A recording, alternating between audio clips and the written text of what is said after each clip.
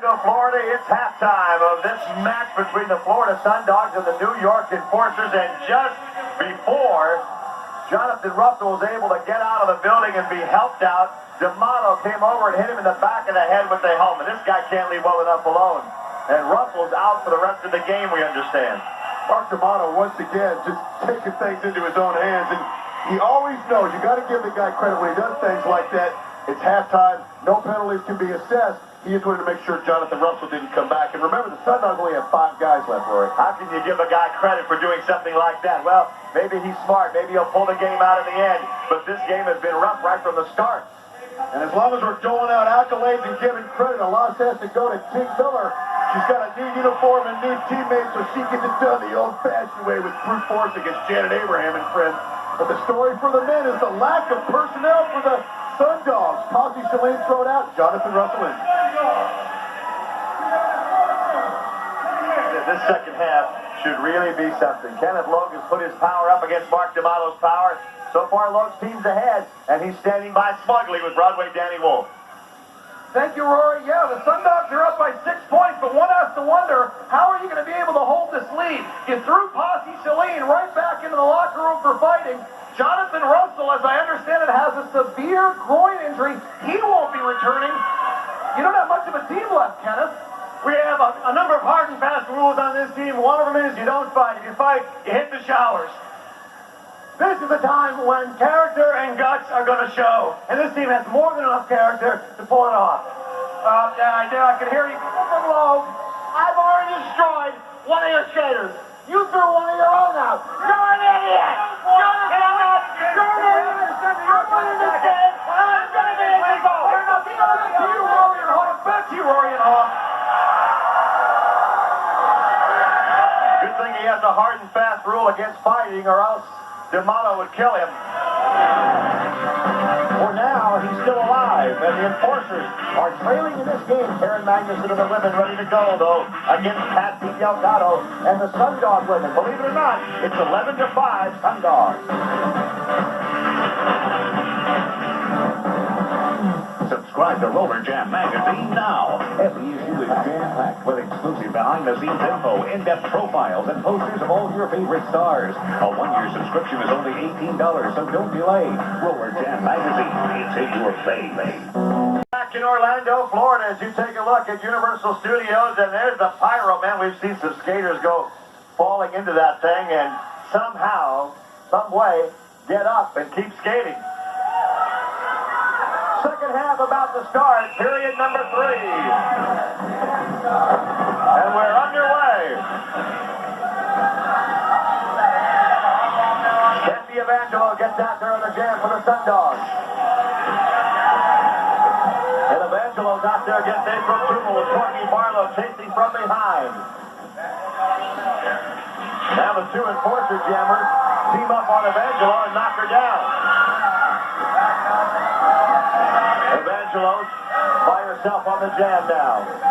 11-5, the Sundogs have the lead somehow, some way, with injured skaters, with Shalane in the showers. They managed to stay ahead. You see Janet Abraham get taken down by Pete Miller. Wow, that was quite a shot. Well, Pete Miller came out in this third period.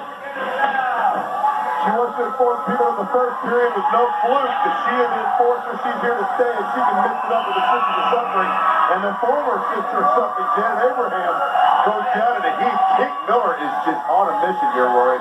She left the Lone Star State, and it's probably the best move she ever made. 1 Sundog point and 10 Enforcer points. My goodness.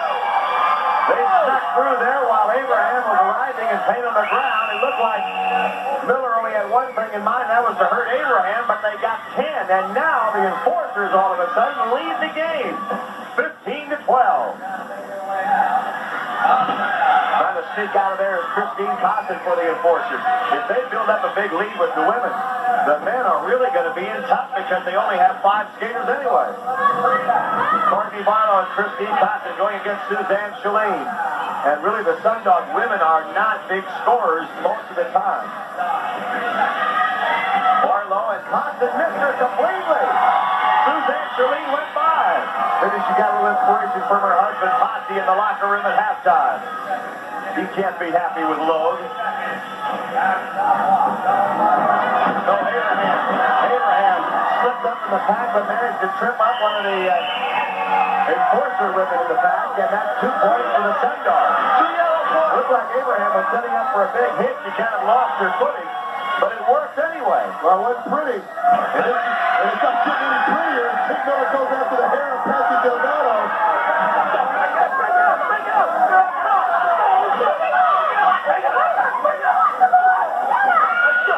Abraham comes over, but remember, the Sundogs aren't supposed to fight. Lowe's right there. He's right there all the time, like a mother hen.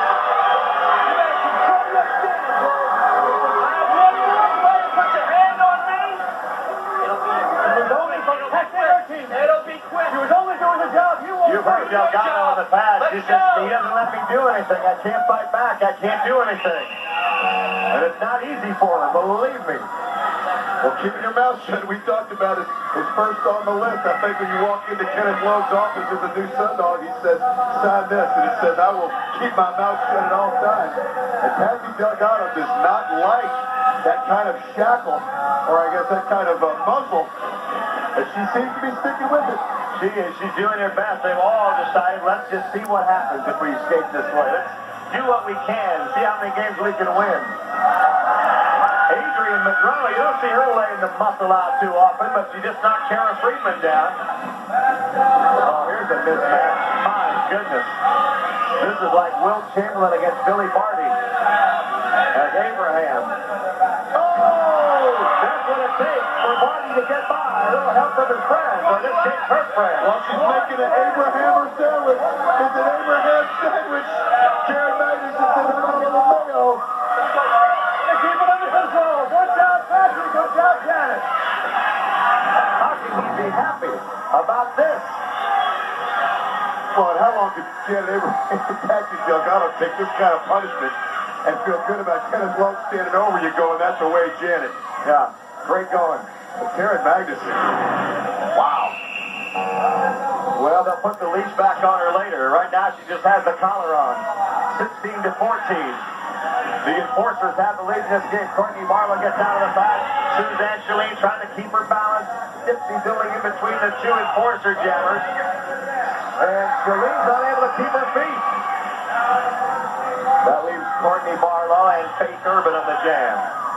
Barlow, obviously, the quicker of the two skaters, leads the way through. They're working on Delgado. Both Barlow and Urban go by her to get the point. They're trying to jump Patsy right off the track. Magnuson working on her. April Kuda working on her. They've got her hair. They've got her neck. Let's go. Knock it off. Knock it off. Oh, there's a shot with a hand. Let's fight back. The coach won't like it. And now Tig Miller comes in. 3-on-1. And Delgado, the look on Kenneth Lowe's face, he ought to be ashamed of himself, though, Rory. One of his players is going to get hurt.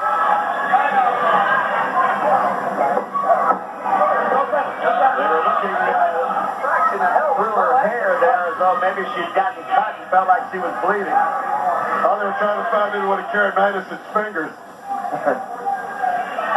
18-14.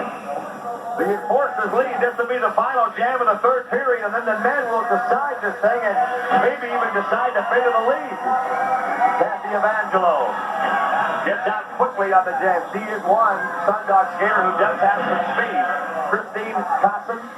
No, Karen Magnuson. Magnuson on the jam for the enforcers. Against Evangelo. Tig Miller and Patsy Delgado continues, Rory. And the enforcers are getting the points. Abraham just let it go by. 4-4. 4-4, actually. Look at Abraham trying as hard as she can to turn the other cheek. The period's over now, but these girls don't want to leave the track. Tig Miller. Let's go. Man, I wouldn't want Tig Miller mad at me. She gets that look on her face. Thank God she doesn't have a frying pan. Well, Suzanne Chalene is picking up where Posse Chalene, her husband, left off. Well, be that as it may, it was a big third quarter for the Enforcers, and Teresa Miller's happy about that. Logue must be worried. D'Amato, I'm sure he's smug. He has them right where he wants them. And as far as the Sundogs are concerned, they have to come back or Logue's days are numbered. 22-18 Enforcers. Call now to order your copy of Roller Derby to RollerJam, the 148-page book of the history of the banked track sport. Meet the stars of yesterday and today and hundreds of action-packed photos, facts, and figures. Order your copy now or buy it at any bookseller.